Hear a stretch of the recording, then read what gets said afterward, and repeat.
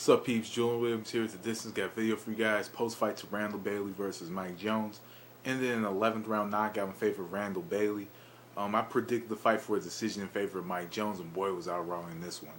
Pretty much, you could tell from the opening bell that Randall Bailey was looking for that opening, for that one shot. Because, we all know he has the one-punch knockout power. And it was a sloppy fight. Because, if you look at it, man, every time Jones would get off, Bailey would kind of dip down. He would dip down, and Jones would kind of lean down and throw at him, and things of that nature, and kind of move around the ring, throw a lot of quick jabs and a few combinations, and spurts, and pretty much was just using his youth to the advantage. Of course, as I said, was the main objective to winning the fight. So the 10th round, the tide changed. Randall Bailey hit him with a perfectly timed right hand. Feet planted in the ring, right position, throws a jab, that sets up the right hand, goes right between the guard, hits Mike Jones perfectly on the chin, pinpoint and just straight up accurate. Put him down like flat in his back the first time, and then 11th round, in HBO you could tell that they were biased towards Jones, but hated the fight, and they started to get into these conversations about the main event, about the belts and boxing, just things that were different from the fight. But just overall, man, and then 11th round, Bailey hit Jones with that uppercut that he just did not see coming. And the reason that he didn't see it coming is because most of the time there's two punches that Randall Bailey throws, or three punches that he throws. He'll throw the jab most of the time set up the right hand. He'll throw the left hook and the right cross. That's the shot that he throws most of the time. Is from time to time he's gonna hit you with, try to go for the left hook to the body or the right cross to the body. But in this one, this was an uppercut, a punch that Randall Bailey rarely throws, on occasion. Pretty much on occasion only throws it. And it's nice to see Randall Bailey with the title belt again. But time will only tell and reveal how long he's gonna have the belt. Is he gonna travel with the belt? Because I know he was doing some traveling prior to this fight. He went to Europe a couple of times.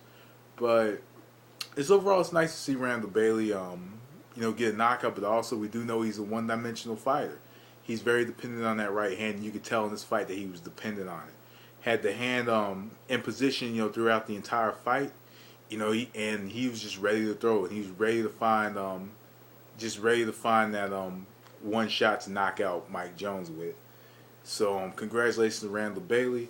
On the other hand, with Mike Jones, I think that Mike Jones, more than likely, I personally, and this is just my opinion, I think he does need a new trainer. Because there's a lot, Jones is coordinated on his feet. He has good footwork. But just offensively, like throwing punches and putting his shots together, he just didn't look all too good. I think that he needs a trainer that will,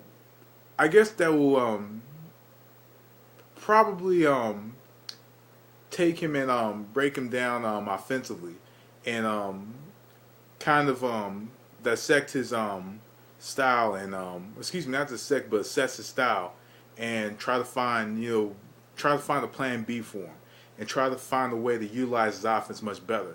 And just my opinion, I think that the perfect trainer would be Eddie Mustafa Muhammad, who of course is a former light heavyweight champion. He's trained James Toney, he's trained Chad Dawson and numerous other fighters, and I think that he would do a lot of wonders for Mike Jones, a fighter who is very offensively dependent, young, he's tall, he is 29 years old, so it's not too late for him. So I just think that Eddie Mustafa Muhammad, or even like an Emmanuel Stewart, would do well with Mike Jones, an athletic young, and even somewhat rangy fighter who does have a good amateur background, and also pretty much knows how to adjust in fights. But in this fight, he just didn't make the proper adjustments. I think what happened was he got brave, and then he caught that right hand. And I think he probably should have just stood back and just continued jabbing and continued moving. But he stood right in front of Bailey. He kept walking towards Bailey.